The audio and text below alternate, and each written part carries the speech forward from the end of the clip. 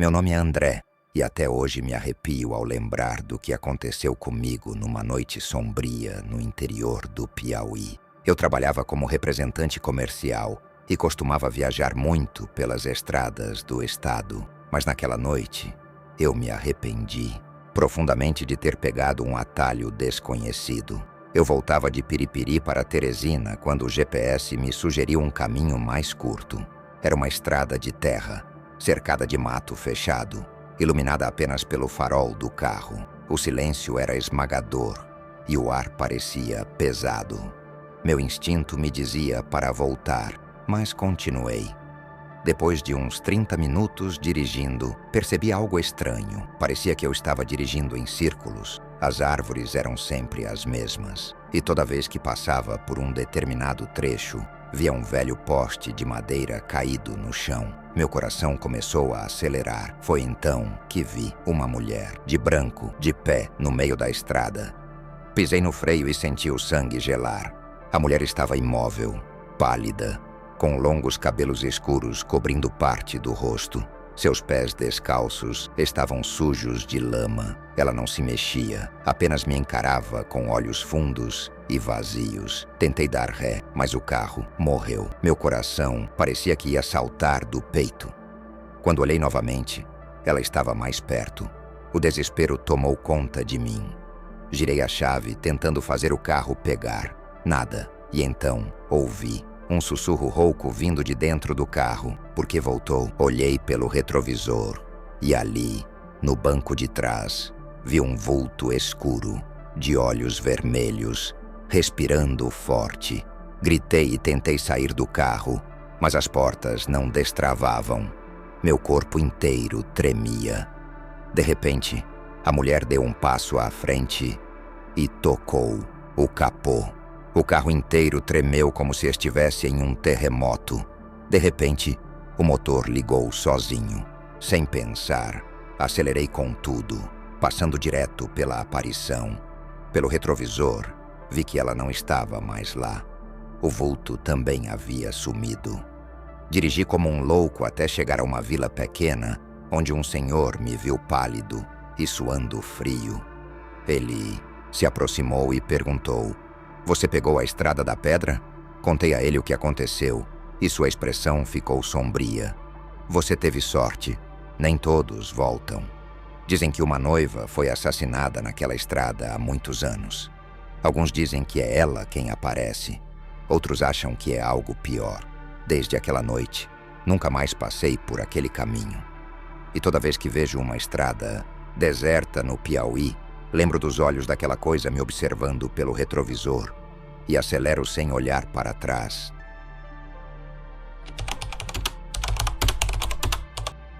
Eu sou o João Batista, nascido e criado em Pedro II, no Piauí. E eu juro pela minha alma que tudo que eu vou contar aconteceu de verdade. Quem mora por essas bandas sabe que a Serra do Gritador não tem esse nome à toa. Mas naquela noite, eu e meu primo Zeca descobrimos o porquê da pior maneira possível. Era uma sexta-feira, perto de meia-noite, quando a gente decidiu subir a serra. Tínhamos ouvido histórias de gritos que vinham de lá, mas a coragem, ou a burrice, falou mais alto. Pegamos nossas lanternas e fomos a pé. O caminho era de terra batida, ladeado por mato alto e pedras enormes. O vento soprava forte, fazendo um barulho estranho, como se alguém estivesse gemendo. Mas seguimos em frente. A uns 20 minutos de caminhada, notamos que tudo ficou parado. O vento sumiu, o barulho dos grilos, das corujas, tudo calado. Eu olhei para o Zeca e vi que ele também tinha percebido. Um arrepio subiu pelo meu pescoço. Foi aí que ouvimos um grito. Não era de gente, não era de bicho. Era um lamento profundo, de dor, vindo do alto da serra. Um som que parecia atravessar a alma. Ficamos paralisados até que minha lanterna piscou e apagou. A de Zeca também. No breu, ouvimos passos, muitos passos, como se dezenas de pessoas estivessem se aproximando. Mas não tinha ninguém ali. O cheiro de podre tomou o ar. um fedor de coisa morta, estragada. A gente tentou correr, mas era como se o chão estivesse puxando nossos pés. Foi então que vimos figuras escuras, altas e magras, com olhos fundos e brilhantes, começaram a surgir entre as árvores. Eram como sombras, mas tinham forma de gente. Só que não eram gente. Elas abriram a boca e não tinham dentes, só um buraco negro, como se fossem vazias por dentro. E então gritaram. O som foi tão forte que sentimos como se a cabeça fosse explodir. Caímos no chão, tampando os ouvidos, mas o grito não parava. Os vultos se aproximaram e um deles estendeu a mão para mim. Eu senti um frio que queimava, como gelo dentro da pele. Minha visão começou a escurecer e eu pensei que ia morrer ali. De repente, uma luz forte iluminou tudo. Era o farol de um jipe. Seu Amadeu, um velho morador da região, veio correndo com uma lamparina e um terço na mão, gritando orações. Os vultos se encolheram e sumiram na escuridão. O silêncio voltou. Seu Amadeu nos pegou e nos levou embora dali. No caminho, contou que há muitos anos, um grupo de escravos fugidos foi capturado na serra. Os feitores os torturaram até a morte e desde então, suas almas penam por lá, gritando sua dor. Nunca mais voltamos à Serra do Gritador de noite.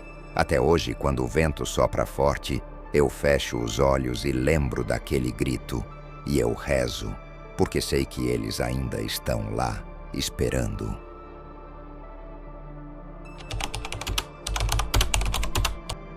Meu nome é Dona Conceição e eu morei a vida toda num povoado pequeno do Piauí, chamado Lagoa Seca. É um lugar pacato, com poucas casas. Todo mundo se conhece, mas quem vive aqui sabe que depois do pôr do sol, ninguém se aproxima da cacimba, velha no meio do mato. Eu nunca fui mulher de acreditar em assombração, mas o que aconteceu com meu sobrinho, Toninho, me fez mudar de ideia. Era noite de lua cheia e eu tinha saído para buscar ele na casa da comadre Francisca. O menino tinha mania de correr pelo mato, então, para evitar que se perdesse, peguei um lampião e fui pelo atalho. O vento estava estranho, seco, e as folhas das árvores não faziam barulho nenhum. No caminho, vi uma coisa que gelou meu sangue. Pegadas pequenas na poeira, indo direto pra cacimba. O coração apertou no peito. Chamei pelo Toninho, mas só o eco respondeu. Me aproximei devagar, o lampião tremendo na minha mão. A cacimba era funda, com as paredes cobertas de limo, e a água lá embaixo, escura como a noite. Foi quando ouvi um choro baixinho. Olhei ao redor, e nada. Mas o choro continuava, vindo de...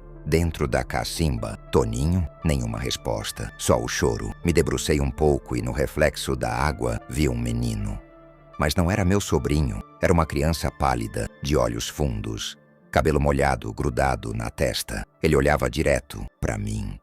E seu rosto tinha uma tristeza tão profunda que me fez estremecer. Eu quis correr, mas minhas pernas estavam presas no chão. O menino abriu a boca e o choro virou uma voz fina, fraca. Me ajuda. Um vento forte soprou de repente e o lampião apagou. No escuro, senti uma mão gelada segurar meu braço. Puxei com força e saí correndo, quase tropeçando, sentindo o choro ainda ecoando atrás de mim. Quando cheguei na casa da comadre, Toninho estava lá, dormindo feito um anjo. Mas na manhã seguinte, fomos ver as pegadas de novo. Elas iam até a cacimba, mas não voltavam. Os mais velhos dizem que há muitos anos, um menino caiu ali e nunca foi encontrado.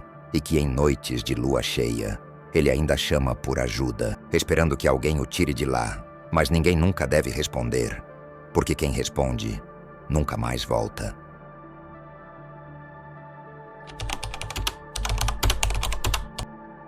Sou de uma cidade pequena aqui do Piauí, onde as ruas de terra e o calor do sol escaldante fazem parte do nosso cotidiano. O nome da minha cidade é São João do Piauí. Embora seja uma cidade tranquila, com mais de 30 anos de vida, sempre houve algo estranho nas histórias que os mais velhos contavam. Hoje, vou compartilhar uma delas. Algo que aconteceu comigo Algo que mudou a forma como eu via o mundo. Foi há uns 3 anos. Numa noite quente de setembro. Eu estava voltando de uma festa de aniversário, na casa de um amigo na zona rural. Como de costume, meu caminho de volta era solitário. Só as estrelas e a luz da lua iluminavam a estrada de terra. O cheiro do mato, misturado com a poeira do caminho, era forte no ar.